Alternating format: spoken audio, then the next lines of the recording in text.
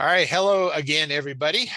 This is Cambridge Inside Out, and I'm Robert Winters. And over there on the other corner, I am Councillor Mark McGovern.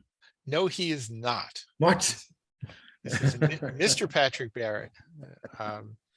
So anyway, we were just the last half hour, we were speaking a little bit about some Central Square stuff. So probably an appropriate time just to get a little bit of a status report update on something you are personally involved in, namely the proposals for re-envisioning and remaking, reinventing the site where the Middle East is currently.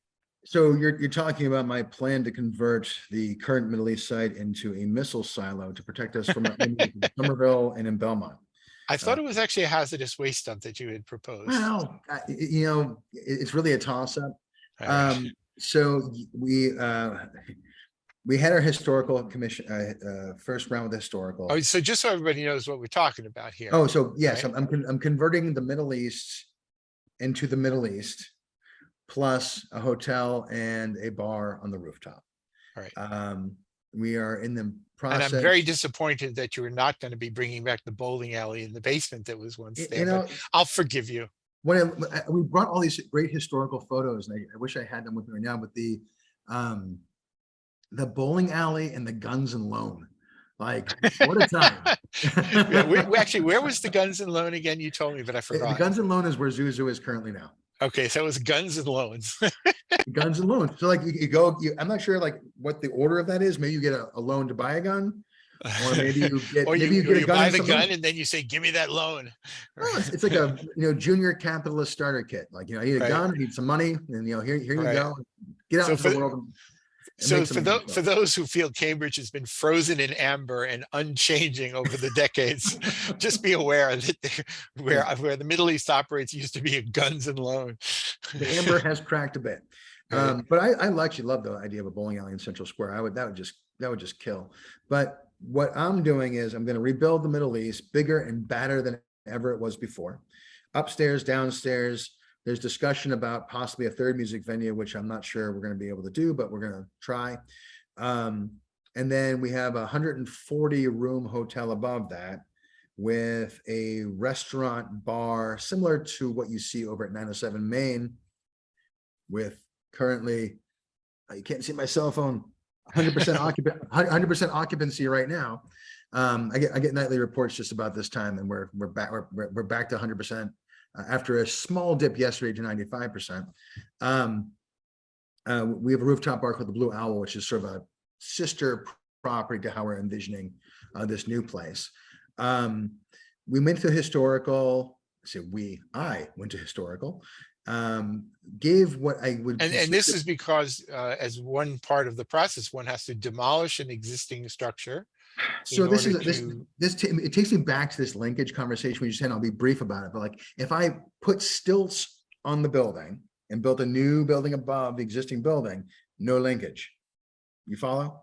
Yeah. So like if I preserve a building that has been stripped away of all its architectural elements, that actually has been half raised as the Middle East current building has, it makes no sense to preserve such a thing. So we're going to demo it, because in order to rebuild the Middle East, as I think we want to see it, right now the ceiling heights are like 10 feet. We want to go down, get a nice 16-foot clear. We want to be able to put ventilation systems in that are sort of, how shall I put this, COVID friendlier. Egresses, handicap accessibility. It doesn't make sense to keep the old structure. And plus, we're trying to compensate for the 2070 floodplains maps that we're looking at. Climate change is an issue. So having to change the elevations of the building, to me, all require new build. I think the Historical Commission largely agreed with me. My presentation was light, and that was intentional, but also well observed by the Historical Commission. I am a firm believer in these kinds of open processes. I wanted to have this meeting with Charlie even before we discussed the historical nature of the building. Removing the Middle East is an important thing.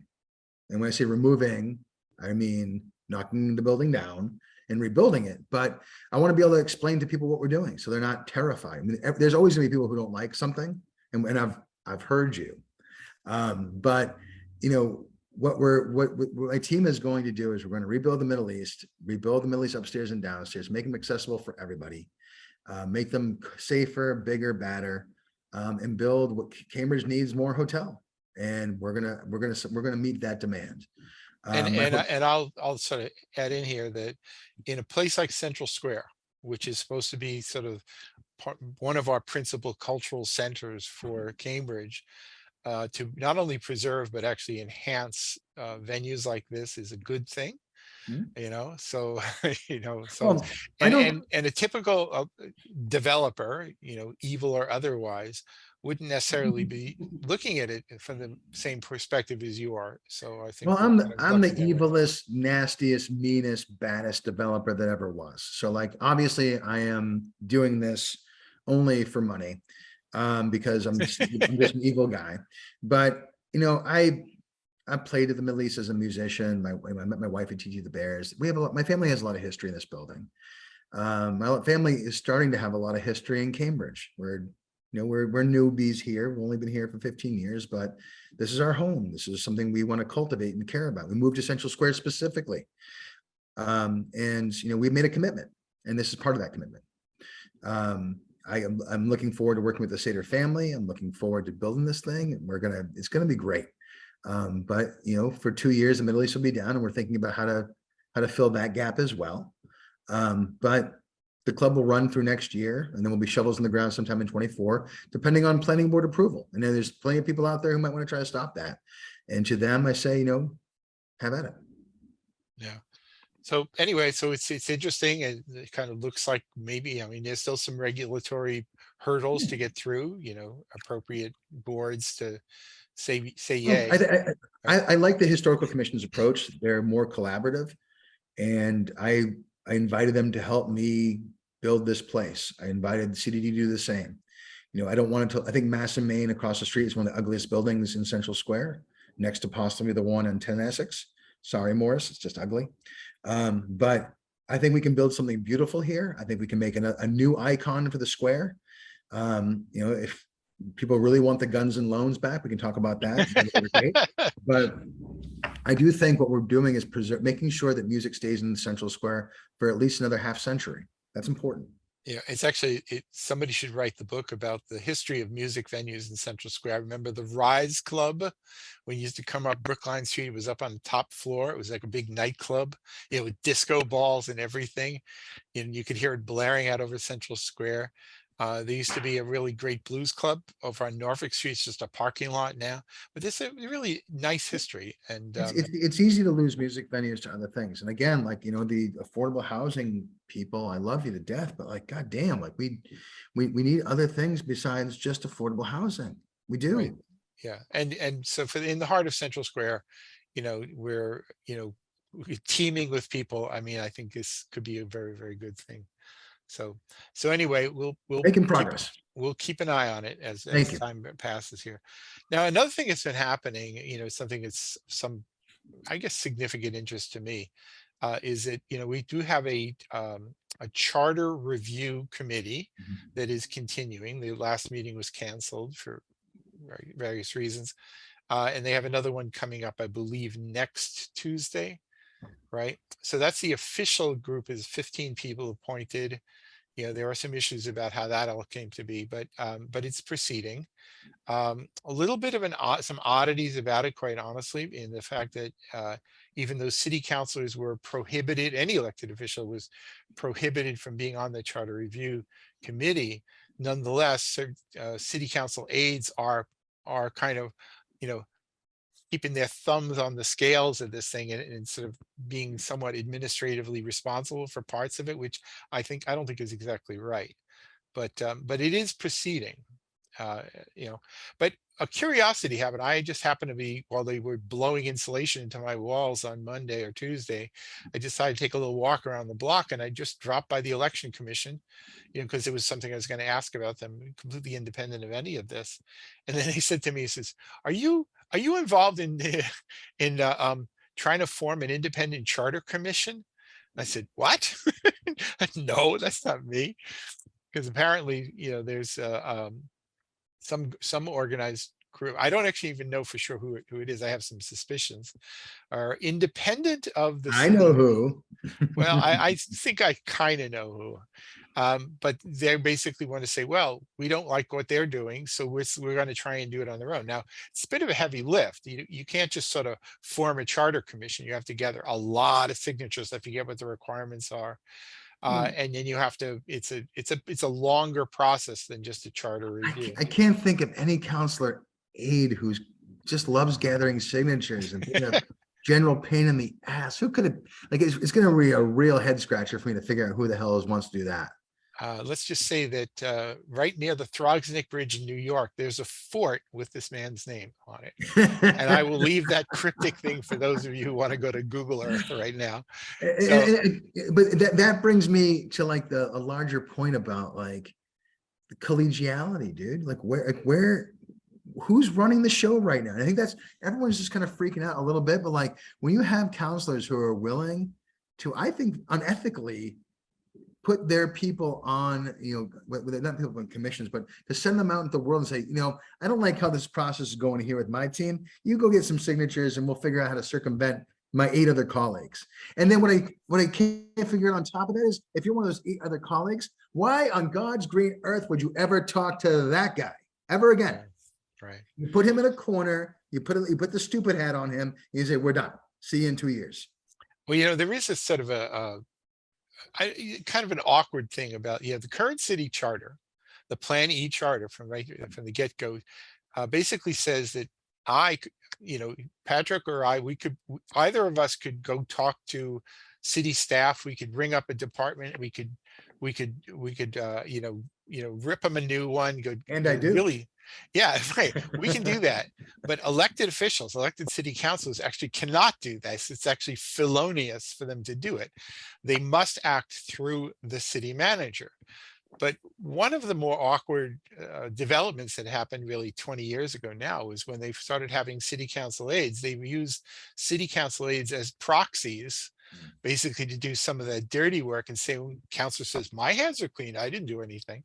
But I know of a former city councilor who actually had some people going into some city department saying, well, I'm here representing councilor so-and-so, and I just want to let you know. And I was like, wait a minute. Some council aides present themselves as counselors or as authorities for the city. Right. While you were talking, Robert, I had just an idea pop into my head. Why don't we introduce the idea that in this charter review that we make city councilor aides subject to the same rules and limitations that city councilors are? Actually, I think that's a fabulous idea, and I would actually categorize it as more of a clarification of the existing rule. In other words, if the charter, which did not envision having the staff basically acting as proxies, put a prohibition on councilors, then basically anyone who's working on behalf of the councilor should be subject to the same restrictions. Yeah. Right. I 100% agree. And that's how I would interpret it today, like you're saying, but for the fact that it doesn't say assigns or specifically enumerate a city council aide.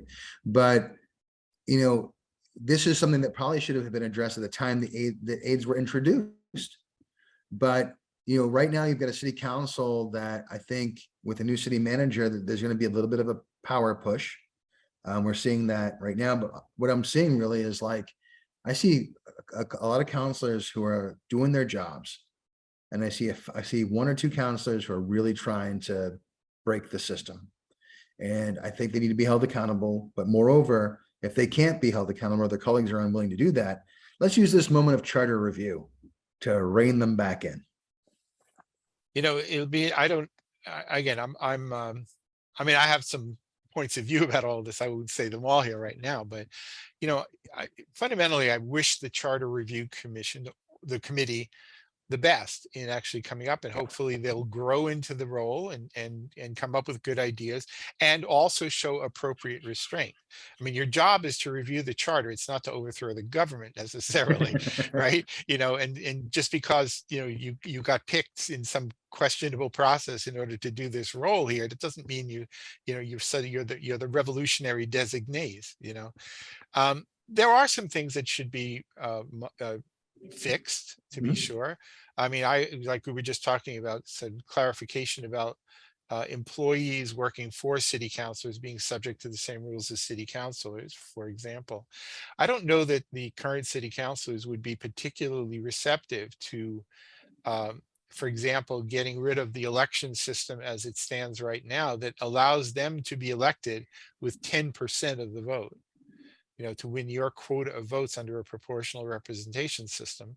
If you started going to district councils, it's not so clear to me how many of the current city councilors would even be elected in their own districts under that change of rules. So, self-preservation of your own job here, right, is still a factor. So I Yeah. don't know that I expect them to kind of revolutionize that. I also don't think that they necessarily want to overthrow the notion about having a city manager form of government. You know, Oh, I think if they want to hold their jobs, or I mean, the people who are the loudest voices in the room about, oh, we need a revision of the Flamy Charter. I think they don't realize how much democracy they're currently enjoying under the current system. That with a strong mayor, a lot of those doors would be shut to them. They wouldn't have, as I lovingly refer to them, 9 ding dongs they could refer to go back to ask this, that, and the other thing from. But I do think, like, Patty Nolan is one who I think brought this process to bear.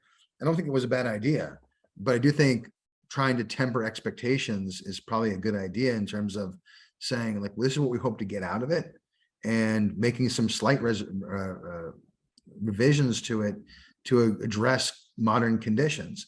I'm a little bit worried, and I was very much worried when the city council now has a right of appointment over BZA and planning board members. yeah, I'm actually looking forward to that. That's actually a topic maybe we should mention right now. So right now, the city manager has put out the call for applicants for, I mean, for a good long while, they were doing no board appointments. I think they were kind of waiting for the new regime here to settle in.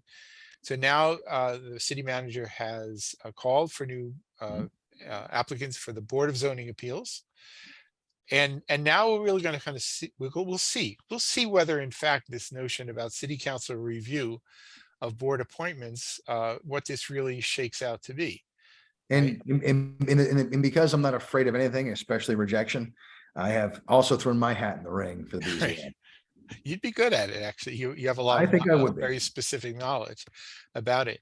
But there's a situation there where something I mean, I've always been concerned, like even before this went on the ballot last year, that you would have a situation where the only people who could then ever be nominated by the city manager were people who would be not just approved by the current city councilors, but by the people behind the scenes Mhm. who are sort of political affiliates of city councilors. So if you have endorsing organizations like a Better Cambridge or the Cambridge Citizens Coalition, whatever, if you felt you had a majority, would you then feel that you should be able to vet all nominees prior to I their ever guarantee you being that they nominated? they should. And my guess is when you start seeing flyers and emailers like we do for issues now, where please speak tomorrow night to endorse candidate X for the BZA. He's the right guy because he believes that all housing should be affordable and blah blah blah blah. Well, one other aspect that came out of a government operations committee meeting earlier this year, which I found strange, to say the least, was the discussion went more or less like this. It says we wouldn't want to embarrass somebody by having them be nominated to, let's say, the Board of Zoning Appeal, and only to be rejected by the city council in a very public vote, right? Or wouldn't that be just dreadful? So, Mr. City Manager, couldn't we just quietly behind the scenes basically talk about who we would find acceptable before you even get a chance to nominate them? And I thought to myself, well, in this era of things like open meeting laws and whatever, in other words, basically the appointing authority is basically going to have to work it out privately with a majority of city councilors before he even puts a name out there in the public. That's bizarre to me. It is, I but I mean, I think wouldn't want to be appoint, you know, appointed to a board and then get rejected. I mean, somehow I suspect it'll happen one day, but well, I would, you and I don't get put you and I don't get put on boards anymore. well, We're I off. mean, I've served on quite a few boards and I think I have served honorably and Yeah. professionally. And I have always tried to represent many more people than just myself. went on, whether it was recycling advisory committee or the technical working committee for computerization of the elections or Central Square advisory committee. I'm not just there to, from, to advocate for myself. I take the job very serious. I always have. And I think most people who serve on boards and commissions do take their job very, very seriously. That's true. So I've never really warmed up to the notion that somehow anybody would have to be vetted by political groups. It'd be one thing if So, city councilors were just using their own good judgment to see who's a good qualified candidate, but yeah. okay, hotshot. Planning board appointee Winters. You have a parking minimum petition in front of you. Yay or nay? What's the right answer? I would give a very nuanced answer because I would look. No. I'm a Disqualified. nuanced kind of guy, I mean, listen, in places like Central Square where, we are dedicated to Central Square, I don't really see the need or even the value in requiring parking for most anything. And, No. transit oriented development being what it is, I think that's almost like standard knowledge now, is you wouldn't want to really insist upon that in places like that. But there are other places where there really is a real crunch. And, you can't just wish away automobiles. I mean, some people have legitimate reasons for wanting to do that. They may have to actually drive to work, I got you know? kids. I gotta Yeah, grab and you them got, from school. yeah, exactly. So the thing is, you can't just wish it all away based on whatever your criteria is. Um, so to whatever degree it makes sense to reduce or eliminate parking minimums in places, I'd say go ahead. I have to You tell know, you, Robert, I'm completely turned off by your answer. I didn't hear any use of the word emergency. I didn't right? hear any use of the word crisis. You're right. I didn't express the appropriate current I political find ideology. it all Therefore, disqualifying. We live in a post-fact age, my friend. You're either gonna use the proper talking points or you're off the team. right. Um, I Well, mean, actually, I'll throw in another aspect too, which is that we elect our elected officials based on proportional representations, but under the current uh, uh, council review, a slim majority of 5 could determine 100% yeah, of board appointments to any board. You got to that's, get past us 5 or else. And that's you it. know, I think it's asking a lot of volunteers to go through that kind of a process. Yeah. I also think that, like, given some of the appointees we've had at the planning board, it's a tougher job than it looks. And I think, there's some people who brought some nuance to it. There's some people who are just kind of a pain in the butt in general. But, like, as a person who goes before the planning board, I've always viewed it as my job to convince these people that I'm right, aside from ideology. And I believe that I can crack any nut, just as every other attorney does. So I just think that the notion that the planning board is anachronistic, or that the people on it currently serving are not the right people for the job, is unfair to those people. Parking minimums aside, like, I agree with your answer, Robert. It does require nuance. I think actually ultimately that's what this petition will allow for. But I think the way we're doing it right now is it's a little bit unusual to me. I mean, again, like I said, I've been watching your people for the past 15 years. To me, this is unimaginable 12 years ago, 5 years ago, unimaginable. In Central Square, when we brought the restoration petition, we got it down to 0.75, and that was a bridge. It was almost a bridge too far.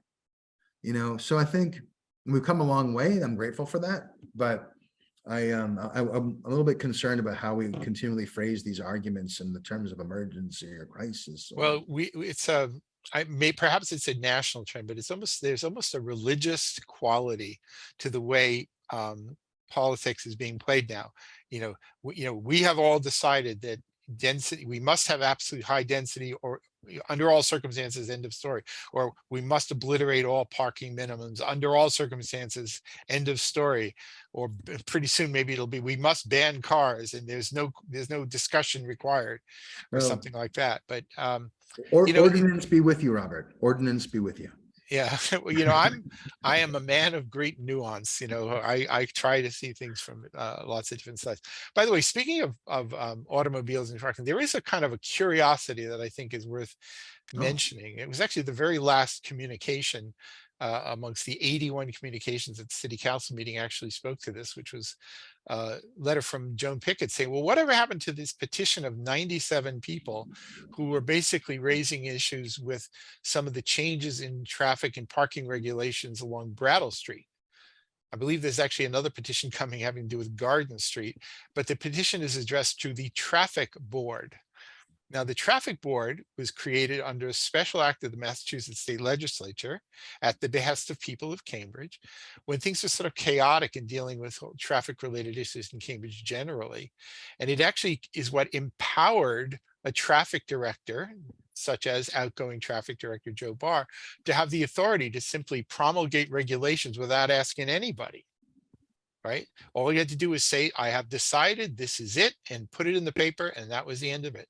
Mhm. Except the state legislature would never create a czar, right, without an appeals process. So they created something called the Cambridge Traffic Board, which is a 3-person board. Then if I think it was something like 50 people signed a petition to. Who's on the board currently? Well, there's the funny part. So the board was allowed to just disappear. And I thought, well, it was somehow the vote was taken, disappeared. Turns out no vote was ever taken. The traffic court never disappeared. It just, the traffic department just basically chose to make it vanish. And now there's some people are actually challenging this and saying, well, and by the way, in Massachusetts is a holdover state, which means if you were appointed and your term has expired, you are still on the board until such time as your replacement is named. So do we know that means that the people who are on the board in 92? There are 3 of them are still living in Cambridge, and they're a All right. 3-member board. They're all here. So that's a very interesting dilemma for city management Do we, right do we give them now. a phone call and say, excuse me, you're being Yeah, listen, I think it's interesting. And by the way, and if they just decide to vote to eliminate the traffic board, then they're also simultaneously eliminate the authority of the traffic director. Whoa. Yeah, so this is very interesting. But laws are difficult to understand, Robert. That's right. But on that note, we gotta run. So we'll see you again soon on Cambridge Inside Out.